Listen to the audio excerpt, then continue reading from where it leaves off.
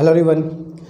बच्चों, आज हम जो टॉपिक शुरू करने वाले हैं ये है तो बहुत छोटा सा टॉपिक, लेकिन बहुत ही इंटरेस्टिंग है और बहुत ही काम का टॉपिक है। हमारे आगे आने वाले टॉपिक्स में इसका बहुत हमको यूज़ पड़ेगा। तो एक्चुअली ये सब टॉपिक्स छोटे हैं, इसलिए जो क्लास भी होगी थोड़ी सी शॉर्ट होगी। एक्चुअली मैं इन टॉपिक्स में और टॉपिक्स को मर्ज नहीं करना चाह रहा हूँ, तो इसलिए वीडियो बहुत लंबा कुछ टॉपिक्स का नहीं होगा। कुछ टॉपिक्स ऐसे हैं जो हमें एकदम सेपरेटली अलग से समझना होगा, इसलिए इन वीडियोस के जो लेंथ होगी, टॉपिक्स की जो लेंथ होगी बहुत ज़्यादा नहीं होगी, ताकि पहले वो जो पॉइंट है, वो जो टॉपिक है, वो अच्छे से हमें कॉन्सेप्ट क्लियर हो जाए। ठीक है, तो देखते हैं हमारा चार्जिंग बाय इंडक्शन आज का टॉपिक क्या है। इसके पहले वाली क्लास में हम लोग जो पढ़े थे वो था एक ब्रीफ इंट्रोडक्शन इस चैप्टर का या यूँ कहो कि इलेक्ट्रिक चार्ज का एक पूरा एक सिंपल सा कॉन्सेप्ट कि चार्ज का ओरिजिन कहाँ से हुआ, कैसे हुआ, और फिर क्या बेसिक्स इसके इनमें हम लोग जो ऑब्जर्वेशन देखे उसके हमने कॉन्क्लूज़न क्या ड्रॉ किया, और उस कई 100 साल के बाद जब आज की बात करते हैं तो आज चार्ज के बारे में हमको कितना कुछ पता है ना। तो ये प्रोसेस कैसे आगे बढ़ा, क्या क्या चीज़ें देखी, उन चीज़ों को देख करके हमने कॉन्क्लूज़न क्या ड्रॉ किया चार्ज के बारे में, ये सारी बातें अब ब्रीफ इंट्रोडक्शन हमने इसके ठीक पहले वाली क्लास में कर लिया था। ठीक है, जिन लोगों ने नहीं देखा है ज़रूर से उस लेक्चर को देखना, इंटरेस्टिंग है। चार्ज का ओरिजिन पता चलेगा कि कहाँ से एक ह्यूमन ने चार्ज को देखा, और चार्ज के बारे में स्टडी करते करते हम आज यहाँ तक पहुँचे हैं। अब आज का जो हमारा टॉपिक है वो है चार्जिंग बाय इंडक्शन। एक अच्छा टॉपिक है, इसको समझेंगे आज हम लोग। पिछले क्लास में तुमको ने बताया था कि चार्ज का ऑब्जर्वेशन हम लोग कैसे हमको मिला। जो एम्बर का टुकड़ा था उसको हम लोग सिल्क या वूल से जब लोग रब करते हैं तो जो छोटे छोटे पीसेस होते हैं, पार्टिकल्स होते हैं, उनको अट्रैक्ट करता है। ये हम लोगों ने पढ़ा, यहीं से ऑब्जर्वेशन ह्यूमन ने देखा और फिर बात आगे बढ़ी। अब ये रब करने पर जो प्रॉपर्टी जनरेट होती है उसको हम चार्ज बोलते हैं। यहाँ तक तो बात बता दिया था कि बॉडीज़ इलेक्ट्रीफाइड हो जाती है, वो चार्ज जनरेट होता है उनके ऊपर। लेकिन ये अट्रैक्शन क्यों होता है, ये बात अभी अधूरी रह गई थी।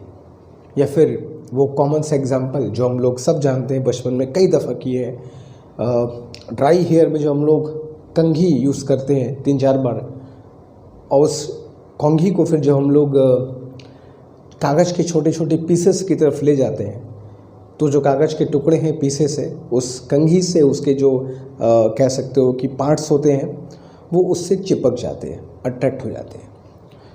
तो ये ऑब्जर्वेशन और वो 2600 साल पहले का जो एम्बर वाला ऑब्जर्वेशन था, उसके पीछे का जो फिज़िक्स है वो बिल्कुल सेम है।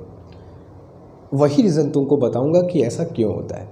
वो कॉम्ब को जो हम लोग रब करते हैं हेयर से, तो क्यों वो कागज़ के टुकड़ों को अपनी तरफ खींचने शुरू कर देता है। इस पूरी कॉन्सेप्ट के पीछे क्या कहानी है ये हम लोग को समझ में आएगा, और वो इस टॉपिक पे छुपा हुआ है जिसको बोलते हैं चार्जिंग बाय इंडक्शन। हमेशा जो मैं कहता हूँ उससे तुमको फिजिक्स के बारे में फिर वही कहूँगा, कभी कभी हमें ना एकदम भूल जाना चाहिए कि हमें किस एग्ज़ाम में बैठना है। बोर्ड एग्ज़ाम है, नीट है, जेईई है, सब भूल जाना चाहिए। सिर्फ दिमाग में एक बात ध्यान रखना चाहिए कि यार इसको सीखना है, ये टॉपिक जो भी है इसको समझना है, सीखना है। ये अगर तुम्हारे अंदर टेंडेंसी डेवलप हो गई तो फिर हमेशा कहता हूँ कि exams will take care of themselves. अभी हमें सिर्फ ध्यान रखना है सीखने पर, समझने पर। ठीक है, तो चलो शुरू करते हैं। चार्जिंग बाय इंडक्शन क्या होता है, बट उसके पहले चार्जिंग बाय कांटेक्ट तुमको बताता हूँ क्या होता है। जैसे पिछले क्लास तुमको एग्जांपल में बताया था कि ग्लास रॉड को अगर हम सिल्क से रब करते हैं तो ग्लास रॉड पर पॉजिटिव चार्ज आता है, सिल्क पर नेगेटिव चार्ज आता है। या प्लास्टिक रॉड को कैट्स फर के साथ रब करते हैं तो प्लास्टिक रॉड पर जो चार्ज आएगा वो नेगेटिव होगा, कैट्स फर पर जो आएगा पॉजिटिव होगा। आगे हम लोग पढ़ेंगे जो चार्ज आता है वो इलेक्ट्रॉन्स के ट्रांसफ़र से आता है। अब यहाँ पर पे एक बात तुमको ध्यान रखनी होगी, जैसे मैं तुमको एग्जांपल दिया कि प्लास्टिक रॉड को कैट्स फर से अगर रब किया तो प्लास्टिक रॉड क्या होता है, नेगेटिवली चार्ज। अब उस प्लास्टिक रॉड को अगर हम एक पिथ बॉल से टच करें, मान लो ये एक अनचार्ज पिथ बॉल है और हमने एक नेगेटिवली चार्ज्ड प्लास्टिक के रॉड को इससे टच कराया। मान लो कि ये नेगेटिवली चार्ज्ड प्लास्टिक रॉड है, फिर से बना दूँ,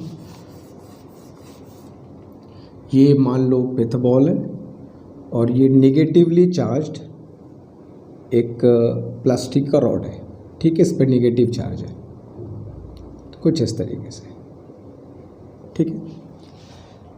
तो जब मैं इस नेगेटिवली चार्ज प्लास्टिक रॉड को लेकर के आऊँगा और इस अनचार्ज बॉडी से टच कराऊँगा, फिजिकल कांटेक्ट कराऊँगा, ठीक है, तो इसका नेगेटिव चार्ज इस बॉडी पर ट्रांसफ़र हो जाएगा और तुम जब उसको हटाओगे इस अनचार्ज बॉडी को तो हम क्या देखेंगे, हम ये देखेंगे कि ये जो प्लास्टिक रॉड है वो तो नेगेटिवली चार्ज था ही, ये जो अनचार्ज बॉडी थी वो भी नेगेटिवली चार्ज हो जाती है।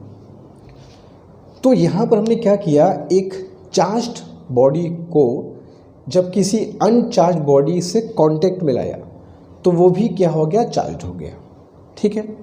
यहाँ पे कांटेक्ट हमने कराया है सीधा कि चार्ज सिंपल ट्रांसफ़र हो जाए, तो जो भी चार्ज यहाँ पर पे आएगा वो इससे क्या, इस पे इसकी कुछ वैल्यू यहाँ पे ट्रांसफ़र हो जाएगी। फिर अगर अच्छा कैसे पता ट्रांसफ़र हो जाएगी, तुम कभी भी इसको अगर ऐसा करके देखोगे, ये ग्लास रॉड कह रहा हूँ, ये प्लास्टिक रॉड जो कि नेगेटिवली चार्ज है, इस पिथ बॉल से मैंने टच कराया, कैसे पता चलेगा कि इसका नेगेटिव चार्ज वहाँ ट्रांसफ़र हो गया। तुम जैसे ही टच करा करके हटोगे और फिर इस ग्लास रॉड को इसके पास ले जाओगे, देखोगे इनके बीच में रिपल्शन शुरू हो जाएगा। तो रिपल्शन होना इस बात का प्रूफ होगा कि ये जो पिथ बॉल है जो कि अनचार्ज था, इससे टच कराने पर वो चार्ज हो गया। या फिर इस पिथ बॉल को अगर मैं एक पॉजिटिवली चार्ज्ड ग्लास रॉड के पास ले जाऊँ, पॉजिटिवली चार्ज्ड ग्लास रॉड के पास ले जाऊँ, कैसे होगा glass rod positively charge, silk को लेकर रगड़ लो उसके साथ में, ग्लास रॉड तुम्हारा पॉजिटिव चार्ज हो जाएगा। उस ग्लास रॉड को अगर मैं इसके नज़दीक लाऊंगा तो अट्रैक्शन होगा। तो इस तरह पता कर सकते हैं ना कि वो चार्ज हुआ है कि नहीं हुआ है, ठीक है। तो इसको बोलते हैं बच्चा चार्जिंग बाय कांटेक्ट, हमने कांटेक्ट से इसको चार्ज किया है, ठीक है। तो चार्ज करने का ये एक तरीका होता है कि किसी चार्ज्ड बॉडी को किसी अनचार्ज बॉडी के साथ लाके टच करा दो तो दोनों बॉडी क्या होंगे, चार्ज हो जाएंगे। तो इसको बोलते हैं चार्जिंग बाय कांटेक्ट। बट यहाँ पर जो तुमको मैं बताने वाला हूँ इसमें ये चीज़ यहाँ पर नहीं होगी। इसको बोलते हैं चार्जिंग बाय इंडक्शन। इसमें कोई फिजिकल कांटेक्ट नहीं कराना है, बस पास में लेकर के आना है, फिर देखना है मैजिक क्या होता है। और इसके पीछे मैं तुमको फिर कह रहा हूँ कि वो जो रीज़न हम पढ़ते हैं ना कि वो जो कॉम्ब छोटे छोटे कागज़ के टुकड़ों को खींचता है, उसके पीछे यही चीज़ पूरा फॉलो होता है। देखो क्या होता है, सपोज दैट इन फिगर्स को हमको समझना होगा पहले कि फिगर है क्या। समझो, मेरे पास दो कंडक्टर्स लिया मैंने, चलो इन दो मेटालिक स्फेयर लिया ए और बी, और इनको इंसुलेटिंग स्टैंड के ऊपर मैंने रख दिया है। जो स्टैंड है ये स्टैंड इंसुलेटिंग सब्सटेंस के बने हुए हैं। ये दोनों मेटालिक स्फेयर है ए और बी, इस बात को ध्यान रखना। अभी ये दोनों आपस में कांटेक्ट में हैं और दोनों ही क्या हैं, अनचार्ज्ड है, ठीक है।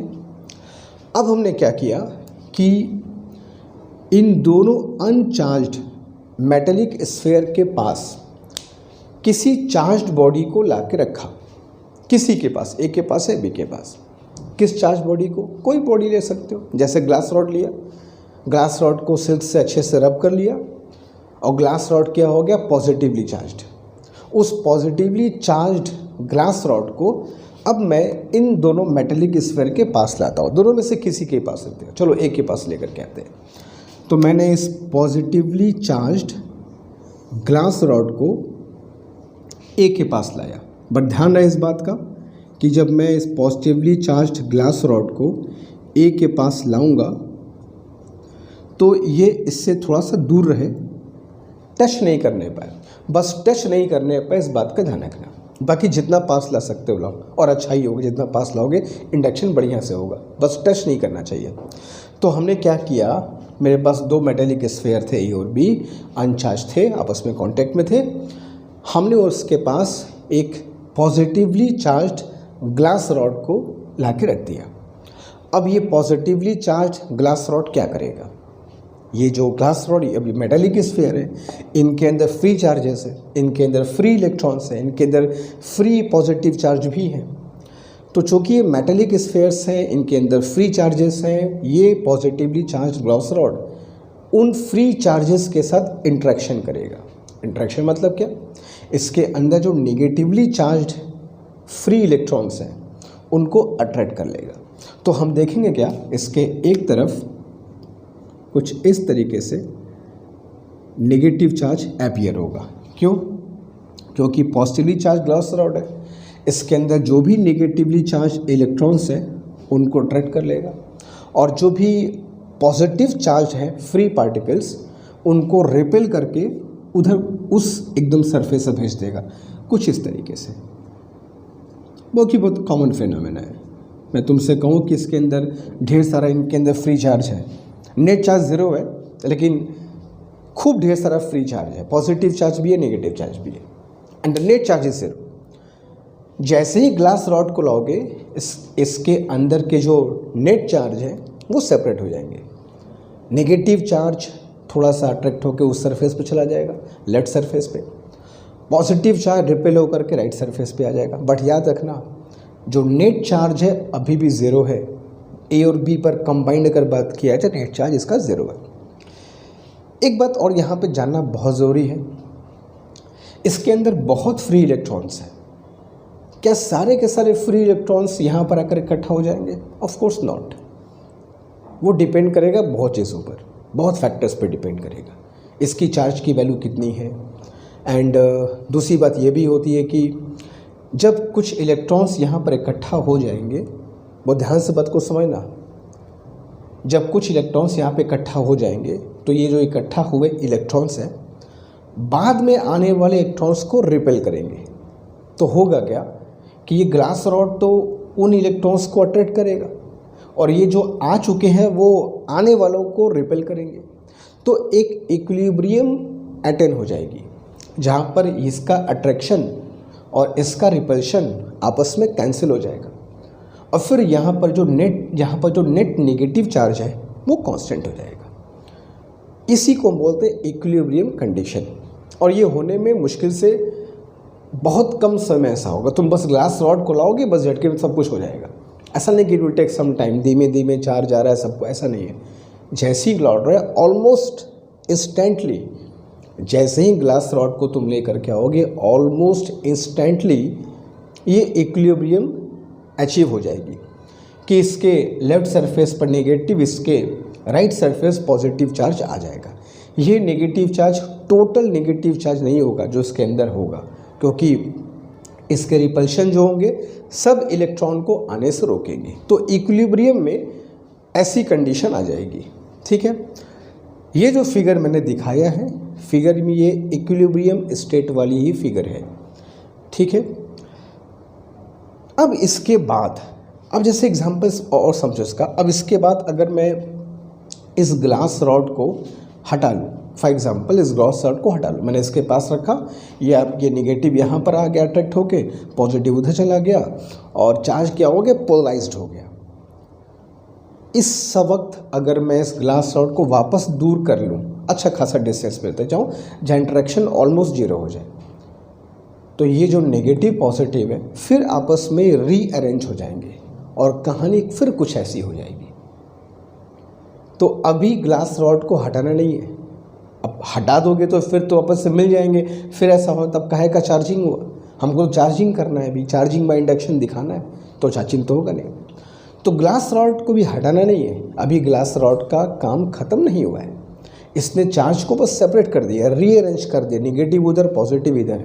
ग्लास रॉड को अभी रोके रहो, पकड़े रहो, थामे रहो, जहाँ पर रखे हो वहीं पर रहो, जाओ मत। अब करना क्या है कि इन दोनों मेटालिक स्फीयर को जो कि इंसुलेटिंग स्टैंड पर बैठे हुए हैं, इनको थोड़ा सा सेपरेट कर दो, बट ग्लास रॉड को रखते हुए हटाना नहीं है।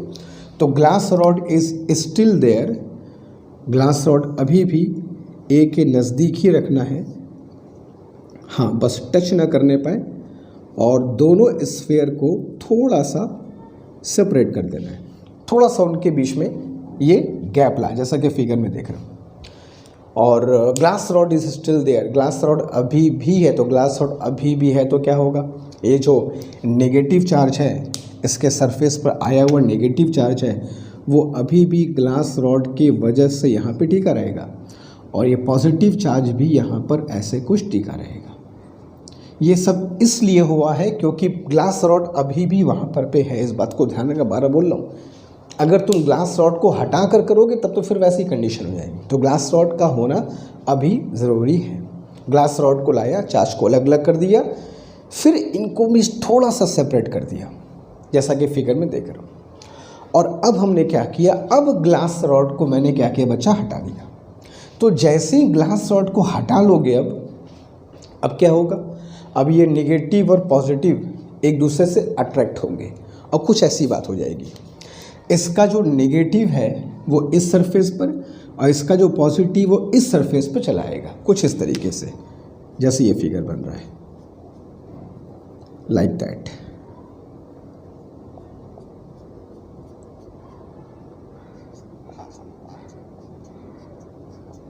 बस समझे। अच्छा, ये क्यों हुआ, ये रीअरेंजमेंट क्यों हुआ, क्योंकि तुमने ग्लास रॉड को जैसे ही हटाया, ये नेगेटिव चार्ज यहाँ पर क्यों है, क्योंकि ग्लास रॉड से अट्रैक्टेड है वो, ये यहाँ पर क्यों ऐसे पड़ा हुआ है, क्योंकि ग्लास रॉड के चार्ज से रिपेल्ड है वो। जैसे ही तुम ग्लास रॉड को हटाओगे, ये दोनों चार्ज रीअरेंज होंगे, ये उस सरफेस पर चला जाएगा, ये इस सरफेस पर चला जाएगा, और कुछ ऐसा फिगर देखो बन जाएगा। ठीक है, अब हमने क्या किया, इनके बीच जो बहुत कम डिस्टेंस थी, इसको और बढ़ा दो, इतना बढ़ा दो कि ऑलमोस्ट इन दोनों चार्ज के बीच कोई इंट्रैक्शन ना रहने जाए, तो थोड़ा सा डिस्टेंस और बढ़ा दो। जैसे ही थोड़ा सा डिस्टेंस और बढ़ाओगे, ये दोनों आपस में एकदम सेपरेट हो जाएंगे, और इसका जो नेगेटिव चार्ज है वो उसके पूरे बॉडी पर कुछ इस तरीके से फैल जाएगा, लाइक दैट। और इसका जो पॉजिटिव चार्ज है वो भी उसके बॉडी पर पूरा इस तरीके से फैल जाएगा, जैसा कि फिगर में देख रहे हो। अब हम कह सकते हैं कि जो हमारे स्फीयर्स ए और बी हैं, ये ए है, ये बी है, ये भी ए बी, ये ए और बी। अब हम कह सकते हैं कि जो हमारा स्फीयर ए और बी है, ये दोनों कंप्लीटली चार्ज हो गए हैं। ए नेगेटिवली चार्ज हो गया है और बी पॉजिटिवली चार्ज हो गया है। इस प्रोसेस में अगर ध्यान रखो तो जो चार्ज बॉडी है, यहाँ चार्ज बॉडी क्या थी, प्लास्टिक रॉड, हमने पिथ बॉल से टच करा करके चार्ज किया था। यहाँ चार्ज बॉडी क्या है, ग्लास रॉड, लेकिन मैंने टच नहीं कराया है, इसको बस नज़दीक लाया है, और फिर एक प्रोसेस को हमने अपनाया है जिससे हमारे जो अनचार्ज बॉडीज़ थे ए और बी, वो दोनों देखो चार्ज हो गए। बट यहाँ ध्यान रखना, यहाँ मैंने कांटेक्ट में नहीं लाया है, चार्ज बॉडी दूर से ही है और वो चार्ज कर रहे हैं। तो इस प्रोसेस को जहाँ हम लोग चार्ज बॉडी को कांटेक्ट में नहीं लाते हैं, नज़दीक जितना तुम ला सकते हो बस कांटेक्ट में लाने पाए, इस प्रोसेस को ही कहते हैं चार्जिंग बाय इंडक्शन, और ये जो दिखा हमने इसको बोलते हैं चार्जिंग बाय कांटेक्ट।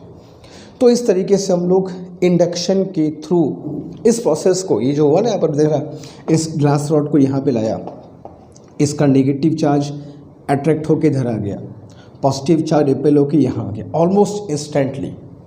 ये जो प्रोसेस है, नेगेटिव का उधर चल जाना अट्रैक्ट होकर के, पॉजिटिव का इधर आ जाना रिपेल होकर के, इस प्रोसेस को ही हम बोलते हैं इंडक्शन। यही प्रोसेस तुम्हारा इंडक्शन के नाम से जाना जाता है। अब इस इंडक्शन का उस कॉम्ब और पेपर से क्या रिलेशन है, उसको समझने का थोड़ा सा कोशिश करते हैं। जैसे मान लो हमने कॉम्ब को यूज़ किया, ड्राई हेयर से यूज़ करने के बाद जब वो ड्राई हेयर से गुजरता है तो फ्रिक्शन की वजह से वो जो कॉम्ब है वो चार्ज हो गया। जैसे रबिंग होती है, रबिंग से बॉडी को चार्ज करते हैं, वैसे वहाँ भी रबिंग ही तो है, फ्रिक्शन जनरेट हुआ, रबिंग से वो कॉम्ब क्या हो गया, चार्ज हो गया। अब ड्राई हेयर होगा तो और अच्छे से रब करेगा, स्मूथ होगा, सिल्की होगा, ऑयली होगा, वेट होगा तो फिसल सकते हैं। अगर ड्राई हेयर होगा तो अच्छे से फ्रिक्शन होगा और रबिंग होगी और कॉम्ब क्या होगा, चार्ज्ड होगा।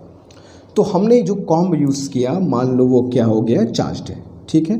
तो एक चार्ज्ड कॉम्ब हम लोग यहाँ पे यूज़ कर रहे हैं कुछ इस तरीके से, ठीक है। ये कॉम्ब को हमने अच्छे से रब किया है और मान लो कि इसके जो ब्रिसल्स हैं इस पर पॉजिटिव चार्ज अपीयर हुआ। अब ये जो कॉम्ब है ये पेपर के छोटे छोटे पीसेस को अट्रैक्ट करता है, जो कि हम सब बहुत कॉमन फिनोमेना है, देखते हैं हमेशा। अब उसके पीछे ये इंडक्शन है, ऐसा मैंने कहा था, वो किस तरीके से काम करता है वो देखते हैं थोड़ा। ये मान लो पॉजिटिवली चार्ज्ड कॉम्ब है, इसको मैंने एक छोटे से पेपर के टुकड़े के पास लाया। ये कागज का छोटा सा टुकड़ा है और अभी ये अनचार्ज्ड है, इस पर कोई चार्ज वगैरह नहीं है। लेकिन जैसे ही मैं इस कॉम्ब को इस पेपर के बहुत नज़दीक लाऊंगा, वही प्रोसेस होगा जो ग्लास रॉड ने इन मेटल्स के साथ किया था। ये पॉजिटिव चार्ज इसके अंदर के जो नेगेटिव चार्ज, फ्री चार्ज हैं, उनको अपनी तरफ क्या करेगा, खींच लेगा। एक तरीके से ये चार्ज क्या होंगे, इसके इस साइड पर आकर के इकट्ठे हो जाएंगे और जो पॉजिटिव चार्ज है रिपेल होकर के उधर चला जाएगा, कुछ इस तरीके से। वही होगा जो यहाँ पर तुमको मैंने दिखाया है।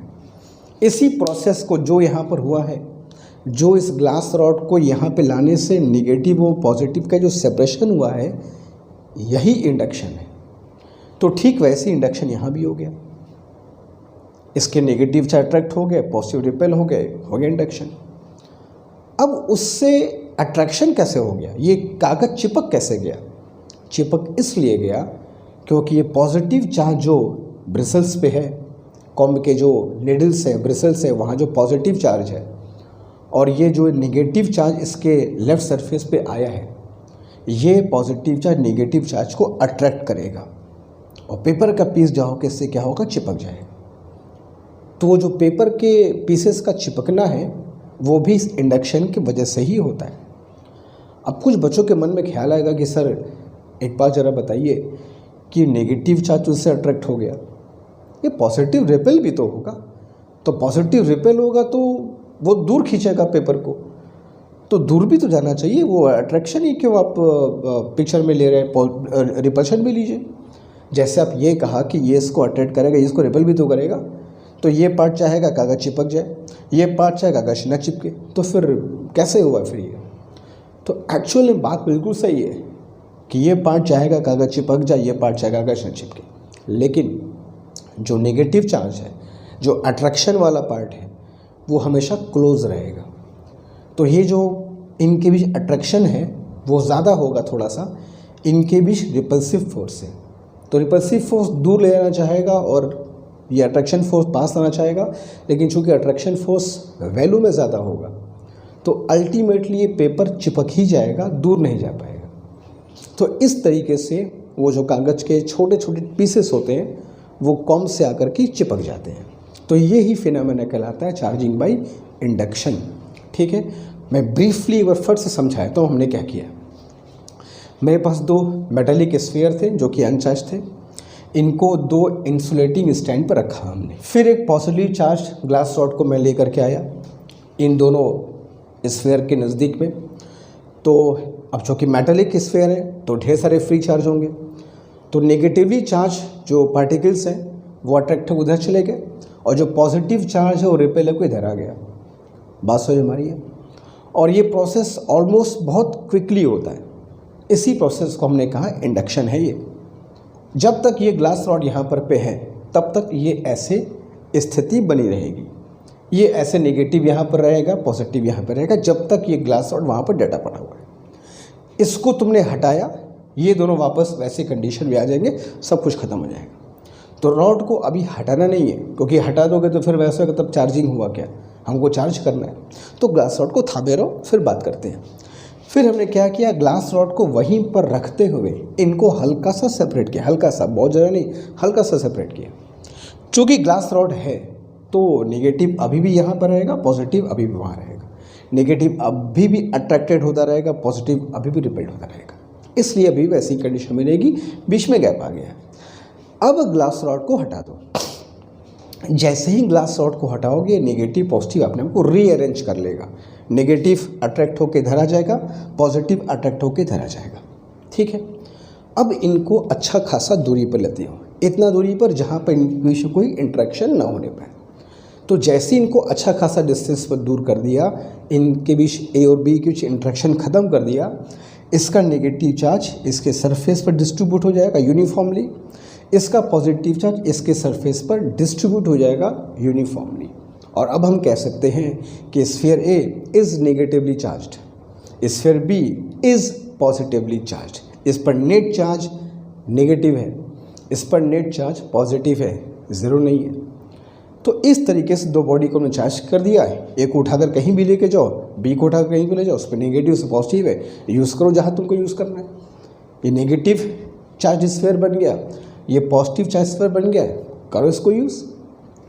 तो इस तरीके से हमने चार्जिंग बाय इंडक्शन किया। अच्छा, जो इम्पोर्टेंट बात ये है वो ये है कि इसमें हमने ग्लास रॉड को टच नहीं कराया, फिजिकल कांटेक्ट यहाँ पर नहीं होते, जबकि चार्जिंग बाय कांटेक्ट जो तुमको स्टार्टिंग मैंने कहा वहाँ पे हमको फिजिकल कांटेक्ट कराना पड़ता है। तो चार्जिंग बाय कांटेक्ट और चार्जिंग बाय इंडक्शन इस तरीके से आपस में डिफरेंट होते हैं। बात समझ में आ रही है? चलो, तो और फिर उसको हम लोग वही रीज़न है हमारे ये कॉम्ब और पेपर को अट्रैक्शन होने का जो तुमको मैंने बताया। तो वही एम्बर और को सिल्क से रगड़ने पर जो थेल्स ने देखा था स्टार्टिंग में 2600 साल पहले कि एम्बर को सिल्क से रब किया और एम्बर पीसेस को अटैक करना शुरू कर दिया, यही है, यही वो वजह है।